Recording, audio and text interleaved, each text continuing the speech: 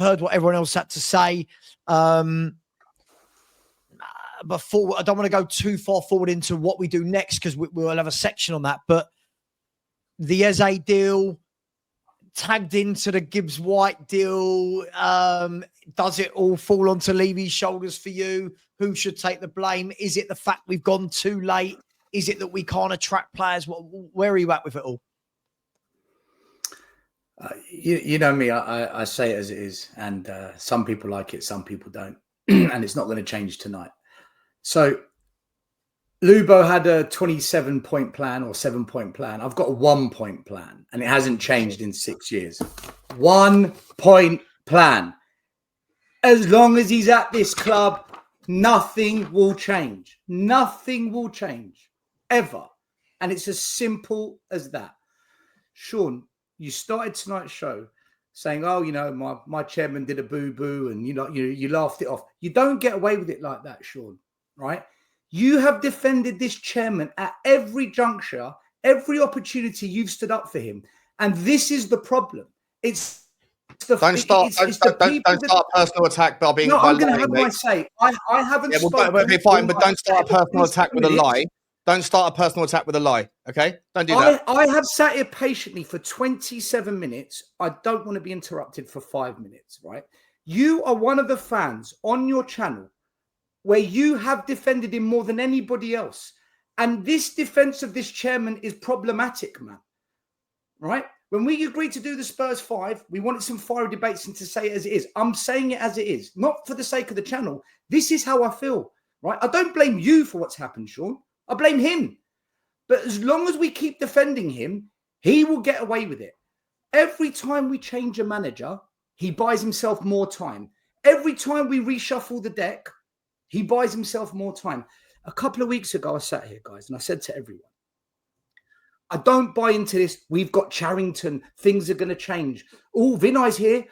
He's going to do the real stuff for us now. This is the new Tottenham. I sat here saying, nothing changes while Stevie's here. I'm not getting sucked in. I accuse some of you of getting sucked in, and I got shouted at.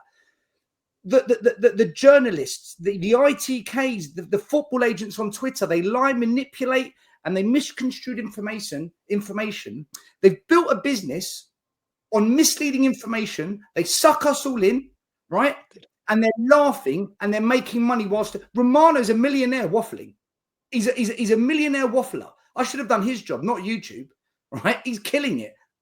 And this is what happens. And on Monday night when we had our show, guys, and it's not I told you so, I'm just repeating what I said. I remember saying, I don't believe what they say. I don't trust them. They don't know nothing.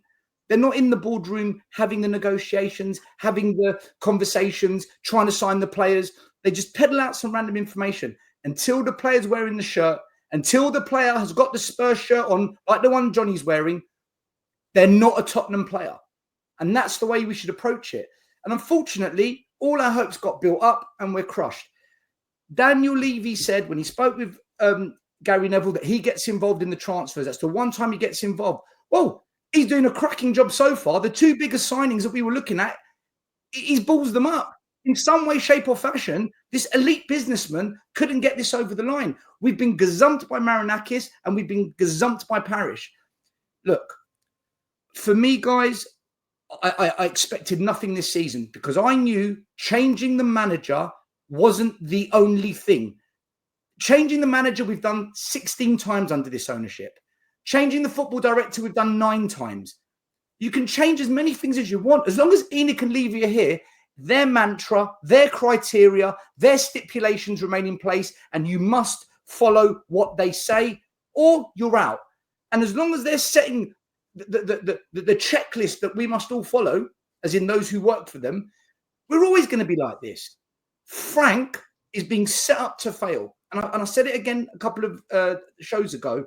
He's been brought in to work with the majority of this squad. He's not going to be backed the way every fan thinks he is. No manager gets backed. And we've seen it time and time again. You had the best team we've ever had under Poch. He didn't want to back it, Levy. You then bring in Mourinho. You didn't want to give him the cup final that he got us to. You put in fucking Ryan Mason. He then brings in a checkbook manager, Conte, and didn't want to open up the checkbook. Then we end up with Nuno. What a debacle. In comes Ange. The guy won a trophy, disastrous in the league. If he was so good then, why have you sacked him, Levy? Why'd you bring him in? He got you the trophy and you sacked him. Right, now it's Project Frank. I haven't seen anything from this club to suggest anything has changed football-wise. Frank comes in and the first signings are Ben Davies and Matthias Tell. That tells you everything. That tells you what we're about. I believe we're going to end up with 2 all right-ish players coming in. They're going to be overhyped by a lot of YouTubers. Look at the tactical analysis from this random player we've signed, how he fixes Spurs. Oh, Spurs are dangerous now.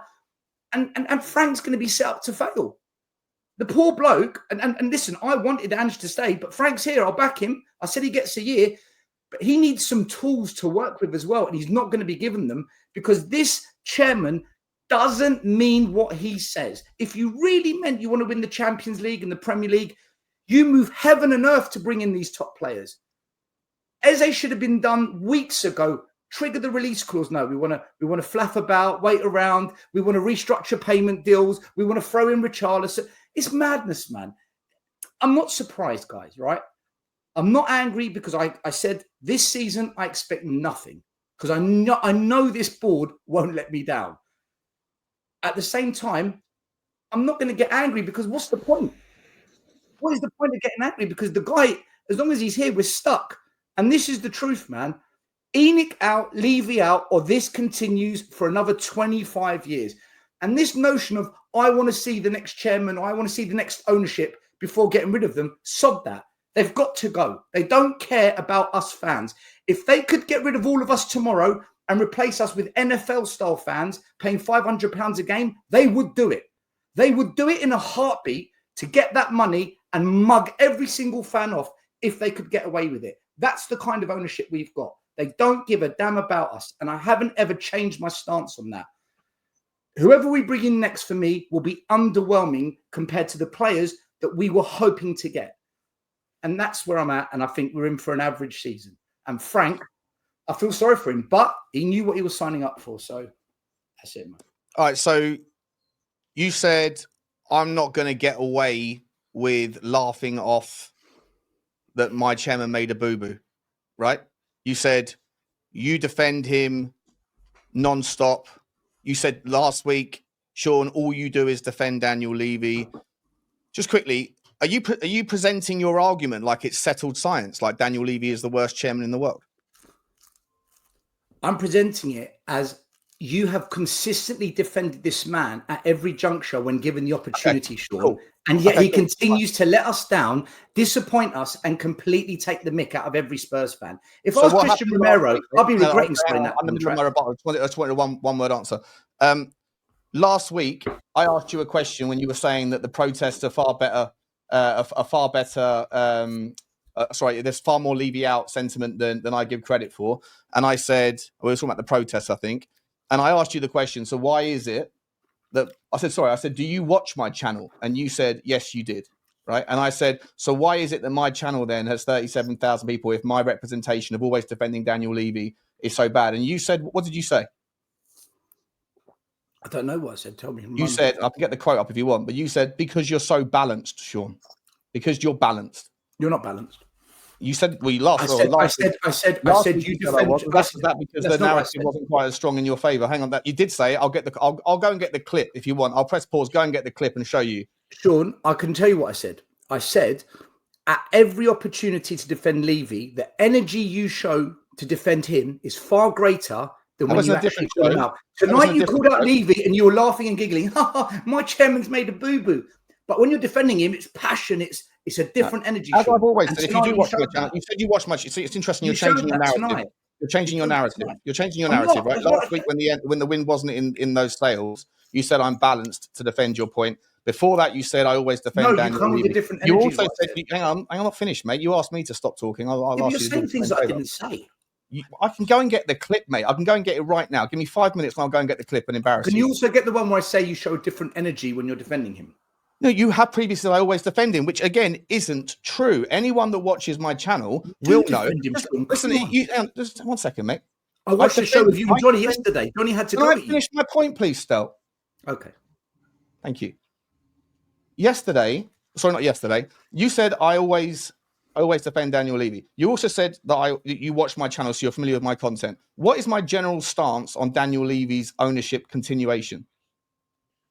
I don't watch every single show, Sean. So you don't know. So you don't know how I feel then. So you don't know how I feel about whether. No, Daniel Levy I know. If you knew what the new owners were like and you approved of the new owners, you're happy to a new ownership that takes greater risk. But the fact you need all these criteria to be met is mental. To you, it is. To you, it is. Do you accept that the world is not just a unipolar stelios tritios viewpoint? That not everyone has to see the world through the same lens. Is that something that's okay with you? I believe it's a world where after 25 years of evidence, enough's enough. World. Right. So I don't want to have to go back through the repetitive cyclicality of going back over 25 years and explain why we're not that bad over 25 years. 15 out of 17 seasons in Europe, 2 European Cup finals. Stop. No, I'm not going to go through it. The whole fan base is in meltdown. You don't want to hear. I know they are. That's what I'm saying. I know they are. So I know that's the whole point, right? But I'm not going to sit there and have you to pretend, because the meltdown is in your direction, that I represent something I don't. When I defend people, when I defend Daniel Levy, or the stuff, when I come on neutral channels or channels like this, what I do is I listen to people like Lubo or people like you say things like there's only one way of looking at it, and I defend logic. I defend consistent logic. When someone says the buck stops at the top, that means the buck stops at the top for everything, the good and the bad. And then I asked Lubo whether or not Daniel Levy's therefore, by his logic, responsible for example, the Europa League win. And Lubo doesn't give him the credit for it. So there's no consistent logic. You're talking to me. Hang on, you're not talking to Lubo. I'm not finished. You're talking to me. I'm not finished. I'm not finished. You're talking about Lubo, though. I'm talking about your stance on me and what you know of my stance on Daniel Levy. And I say, and I've said it forever, I don't care where you land. I don't care where people in the comments land. If you're Levy out, cool. If you're Levy in, cool. What you think about the owner is irrelevant to me. And what I think of the owner should be irrelevant to everybody else. But where I want to know is how you get there. And when I hear irrational, illogical, inconsistent rationales, I will call it out. I'll call it out. If you watch my channel when I take my walks, I criticize the owner more than I protect him. I only protect him or defend him when I hear other people that pretend like there's no other argument other than Levy is a cancer and a parasite. That's my stance on Daniel Levy. With regards whether he should go or not, I'm more than happy for a new owner to come in. I'm more than happy for him to be sidelined. In fact, I've saying it for the last 6 months. I think it's probably fair to say that he has taken us as far as he can. That doesn't mean that he's failed over 25 years. Quite the opposite. Catastrophically failed. He's a disaster for our football club. In your opinion, not in mine. He's ruined the culture of Tottenham. No chairman wants to work with him. 2 trophies in 25 years is the worst 25-period block in the history of our club in the last 125 years. This guy, I'll tell you what he's achieved. He's achieved his net wealth 40xing from the initial capital investment he invested to purchase this business, and he earns the highest salary of any chairman for what? He's milking it. He's becoming a super millionaire, billionaire, and we sit here looking at bang average players on the football pitch and manager after manager being sacked, Sean. He has crushed it for himself. For us, he's laughing his head off. I don't defend him because as a fan, I detest what he's done to this football club. As a fan, that stadium means nothing to me when I'm watching Brennan Johnson, Odebert Tell, and all the top players not coming to our club because he wants to haggle and renegotiate the ins and outs of a deal over 2 weeks, and other clubs come in and in one day, bang, business done. Yeah, he's the problem. And that's cool. That's cool. If you think that. But don't tell me there's no logic in that. The same. If everybody felt the way you did, then every time there's a Tottenham protest, there'd be the same amount of people turning up on Tottenham High Road as there were 2 days after we won the trophy. Instead of 250,000 people there that day, and there was 15 there on Saturday. Square the circle for me if the world feels the same way you do, mate, and has done for 25 years. Because most fans are comfortable, Sean. They're scared to protest. There's a fear amongst the fan base. Why would they be scared to protest? And I would love to know that, because this is the question I asked today on Dan's show. There is a fear in this fan base. Do you know, right, I go with 4 people to Spurs. None of them have been to the protest, not a single one of them, right? None of you have met them. And they're the guys I've been going to Spurs with for years. 4 of us have got season tickets next to each other. They all moan about Levy. They all complain about him. But do you know what? They'd rather not turn up to games and sell their tickets and not go to the protest than going to the protest. And when I say to them, guys, if you feel this way, why don't you get involved and help us do something about it? And their answer is, can't be bothered. People can't be bothered. Our fan base is like that. Or maybe they just don't feel the way that you do, mate. But all they do is moan about him. Online, Twitter. No, Twitter is a cesspit, mate. In the stadium, when they sit next Who to me. does? I don't hear it. I hear it in moments. I hear it in moments. 100%. There's little time pockets of moments. Sorry? I'm talking about the people that I go to the game with, my friends. Right? Anecdotal evidence to try to make a point. What are we doing here? You just said to me, why don't people go to the protest? And I said, there's a fear, right? For me, they fear giving up their time to do it. They don't want to spend their time doing it. Others fear being involved in a group that might tarnish their image. Others think that going to the protest means they don't support Tottenham. But for a lot of fans, they're very comfortable with this. I.e., they don't feel the same way you do. It's not rocket science, mate. Sean, then stop the meltdown when we don't get Eze. Stop the Levy out. The meltdown happens on Twitter, mate. The meltdown happens on Twitter and on YouTube. It doesn't happen in real life. It was on TalkSport today. It was on the podcast. Sky Sports were talking about it. Where are the people? If you're saying that the world feels the way you do and everyone is just scared of putting their head above the parapet, why is this?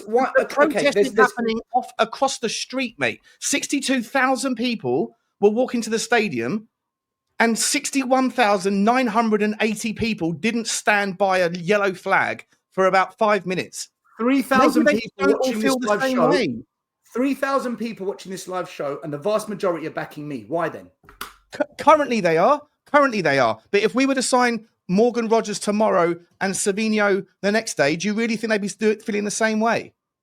Well, then that's the problem. Momentum is in the sales right now, mate. Right. So therefore, what we're saying is the fan base is a problem because they don't have a backbone to actually stick by how they feel.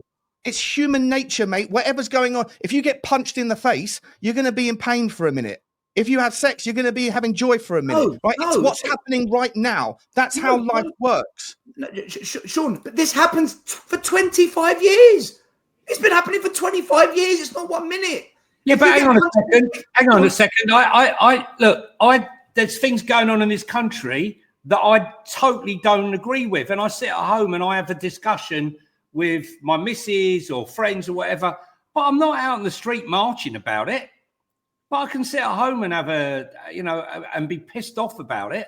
I think this one, though, Sean, I would say, judging by people who I know, friends of mine, who don't listen to Twitter, who don't go on YouTube, who are on none of this, the amount of messages that I've had today, I don't know why this one seems to have triggered more so than the Morgan's Gibbs White, and more than anything, this sort of, oh my God, he's finally. I mean, I've had probably 15 messages today from people who said they've never been Levy out, they've never been bothered with it, but this is an embarrassment too far. So that's fine, Johnny. But would you admit that goes away if we sign a worldie tomorrow?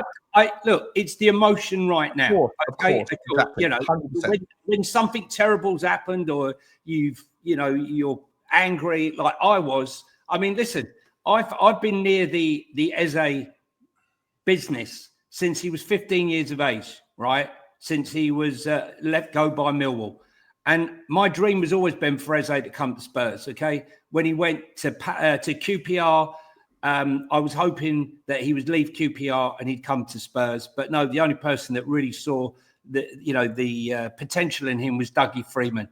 But then over the last 2.5 years, I was thinking one day he's going to come to Spurs. I really did believe that.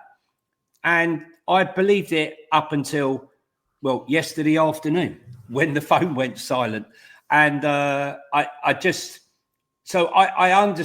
So for me, it's a bitter pill to swallow, but it is what it is. But I think for some people, it's the straw that broke the camel's back with all of this. And I can understand perfectly what Sean's saying, and I can understand perfectly what Stel's saying. But even if there was 3,000, 4,000 people marching down the high street, do you really think that it's going to change anything? Seriously, I mean, No, I 100% no, I don't. Because it hasn't. And as Sean says, you know, if we went out and got Savinho and we got Paqueta or our boy from Paz or Nico Paz or the boy from Monaco, again, sentiment might change. I mean, for me, they would be a drop-off in the expectation of what Eze is. No two ways about it. But we don't know what the outcome in the future may bring, because it might be a blessing in disguise. We don't know. First game that Eze plays, he might go down with an Achilles injury. The guy that we buy, who we thought isn't a match for him and we look at down on him, turns out to be a fantastic acquisition. I mean, I can't tell you, look at Arsenal's fortune, so to speak, that Carl Havertz got injured just as Spurs were finalising the deal. Yeah, getting to the nitty gritty. Had that not happened, the transfer wouldn't have happened, but it did. And here we lie with the remnants and the ruins of what's gone on. But Johnny, this happens every player. We could list off 15 players that we should have. I don't disagree. Look at so I don't believe Havertz injury is the reason. I reckon Arsenal was sitting there waiting, and Spurs took too long. And Arsenal said, "You know what? There's the money. There's your payment." I said to you, they took too long. Right? I'm not arguing with that. But what I'm saying to you is that it was triggered by the injury. That's all I'm saying. But you know, look at Bruno Fernandes, the Bruno Fernandes deal. I was so excited when we were going to sign Bruno Fernandes. Very similar to Eze. He was for me, a fantastic player and one that would really elevate the club. And we didn't do the deal. We haggled over 4 or 5 million, and we ended up with Gedson Fernandes. And we know the rest. You know, one's gone on to have an illustrious career at Man United, and God knows where Gedson Fernandes is now. No idea. Anyway. Let me look. Let's bring that to a close there. And by the way, lots of people. Sava. Yeah. Daniel Levy is an analog operator in a digital world. He's past his sell-by date of taking Spurs any further. He cannot take us to the promised land. He talks the best game. He talks all these wonderful things. Every year it's a new thing, data-driven model. Oh, now it's going to be a project this. Now it's going to be we're going to win the champ. Every year it's a new spin to finesse, woo, and seduce. Everyone succumbs to this, thinking, oh, this is the moment. And we end up with the same outcome. He's past his date, man. He needs to go. A new chairman that brings a new culture, a new energy, a new vision. Will you take anyone but him? I will take anything that changes what I'm used to with Levy. But you're not going to know that right now. So I'm saying, will you take anyone but him, or do you have conditions of who the next owner looks like? Sean, whatever we do, it's a risk. It's a risk, whatever we do. Yeah, so yes or no? You take anyone but him who's got the money. If someone picked up the phone, no, I'm not going to take someone. I'm not going to take someone that's convicted for crimes and fraud. Sean, no, I'm not saying that. I mean, like, if you said anyone. Okay, let me be more specific. If someone picks up the phone and says, "I got 4 billion quid," right? Are you like a Sir Jim Ratcliffe? Would you take a Sir Jim Ratcliffe right now? Yes. Right. Okay. Cool. So that's fine. So now I know your line in the sand. Anyone within the world that's in that kind of ballpark of potential ownership, you would take. It doesn't have to be a certain type. Just anyone will do, as long as they've got the money. Sean. I've got a preference, but unfortunately, I'm not going to decide that guy, am I? Levy. I'm not saying you are, mate. Like none of these conversations affect anything anyway. We're having a conversation. Let me put something forward to you. When Sir Alan Sugar sold the club, we had no idea who Enic or Levy were. None of us had a clue who they were. None of us, right? They were forward thinking, Stel. Johnny, I'm not dismissing the choice to bring them in. Right? Club ownership. Yeah, the point I'm making is we knew nothing about them. That's how it's going to be again. When Levy chooses and Joe Lewis choose to sell this club, whether we force them or whether they do it on their own, they decide to do it. We might not know anything about them, which is why, to me, I'm not bothered about doing any kind of due diligence or understanding the next ownership, because I'm going to have zero say in who they sell to. And that's what's going to happen. But all I know is I don't want them here anymore because I'm tired of this. I'm fed up with this. I'm fed up with these YouTube shows and these protests and this Levy out every single year. I will meet you halfway. I will meet you halfway, mate, and I'll say I am absolutely more than happy to see a new owner. I am also, by the way, sticking to my word. Well, I said to everyone all year that, well, all summer, I think it's only fair to judge a window when it closes on what was brought in. So I'm not going to go apoplectic, but in a world where the window shuts and it's like this, I will 100% go apoplectic. I will 100% chastise and go absolutely mental about Daniel Levy and their incompetence this summer. But relevant present term incompetence does not change my opinion of their last 24 years, which is fundamentally and entirely different to yours. So I can have a nuanced opinion of them going forward based on what happens now.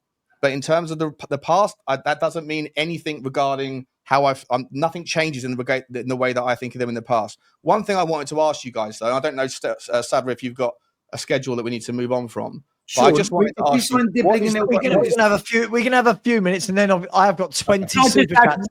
Can I just add one last thing that was mentioned, and I need to mention it.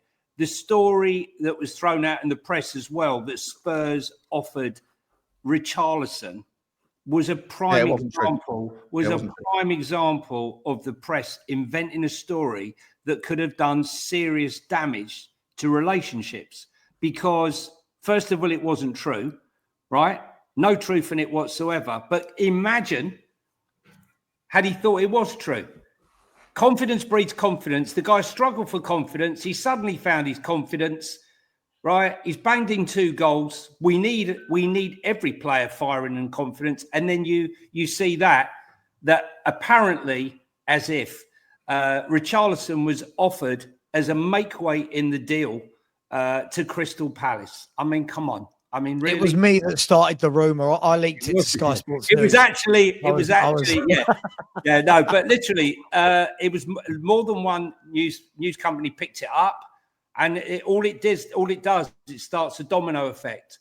And things like that, when there's absolutely no substance. The problem is, it's like the news story. If you accuse someone on page 1, headline, you can't retract it 5-6 days later on page 13 because it's stuck there.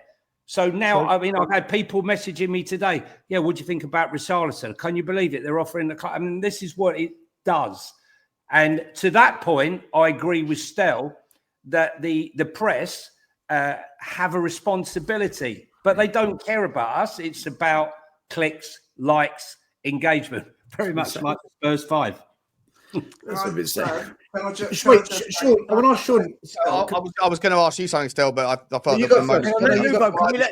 feel like the conversation. I'm sure we can come back round. I'm sure it's going to get back to Levy at some point, so it's fine. Yeah. Lubo, go on. Can I just say, looking at the whole thing, is that the way where Spurs are today, bring it back to today, and where we are as a club, we are too big for the way Enic operates. They are trainers. You know what, Luba, and I don't disagree with that. Said that all along. So when people say I always defend Daniel Levy, again, another faux pas.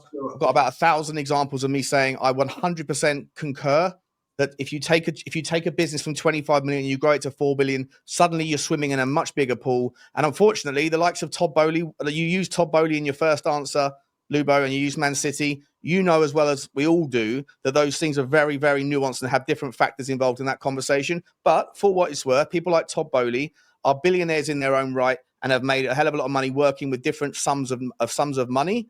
And so I don't disagree with you that potentially there's a problem with regards to the fact that he's grown the business to this level and now he's competing with people that are just on a different level with regards the understanding of negotiation and how to move money and things. So I'll meet you in the middle on that one as well, Lubo. I think we're just so I come across as being balanced. Levy has built the club up on a financial basis, on a non-footballing basis, but not on a footballing basis.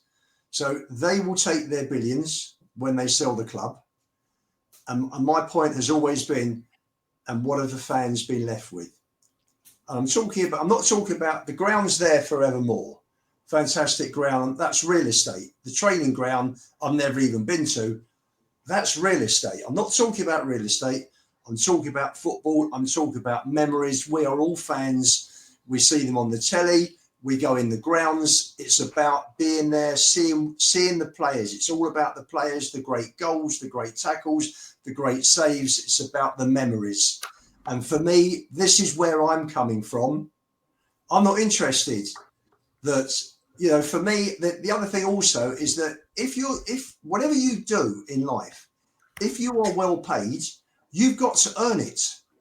And Levy takes 3-4 million every single year out of this club. And okay, you could turn around and say that last season he's earned it because we won a European trophy. But for 23 out of those 25 years, he has taken 50 million plus out of the club. What is that for an argument, Lubo? So what are you saying, mate? So unless you win a trophy, you don't deserve any money. Football. I'm talking. Okay, so what? So all of the other teams don't win trophies. Their chairman shouldn't earn a penny. No, what are you talking about? They don't give it 100%. They never stretch. They're risk averse. Moving the argument again. You just said he doesn't earn his money, and the argument you're making is that the only time he earns his money is when he wins a trophy. No. If you are chairman, you've got to give some. You've got to try and potentialise and maximise whatever you are doing. He got up. He spoke when we left the lane that day. We are custodians of the club. We're custodians of the club. We're not custodians of Skywalks and F1 and Beyonce. We are custodians of the club, and that has been forgotten. So what you're saying, Lubo, is he's a legend off the pitch and a legend off it, on it. Yeah. Listen, what he's done has been fantastic, but for Enic, been brilliant for Enic. Joe Lewis must be very happy. Daniel, that's brilliant. We bought the club when it was worth 76 million. And yes, Connor was right. The money coming in naturally boosts everybody's value club-wise up and up and up and up. So part of that increase has been... It also gives you the opportunity to try and fail with Savinho for 80 million, to try and fail with Eze, Tobias Kudus, all of those things that you just like ridicule, Skywalk and go-karting, all of those things are the organic method of allowing us to compete amongst the giant sharks that you don't want to acknowledge have a different set of rules that they work by. 40 million Liverpool don't have a different set of rules, and Arsenal don't have. Why have we spent 35 million until then? Guys, I feel like this is gone. Let me get the super chats, and then we're going to move on to phase 2 of this show, phase 2 of 3, which is going to be, shit happens. It's happened. But what do we do moving forward? We'll get to that in 1 second. By the way, what I've loved is I've tried to bring up every comment that is saying, Sava, you're embarrassing. And I'm like, I literally haven't given a single football opinion in an hour. And I'm getting, Sava, you're embarrassing. Thank you to all those people. Big up to everyone. I'm going to rattle through these. First and foremost, there's 2.8K inside the house.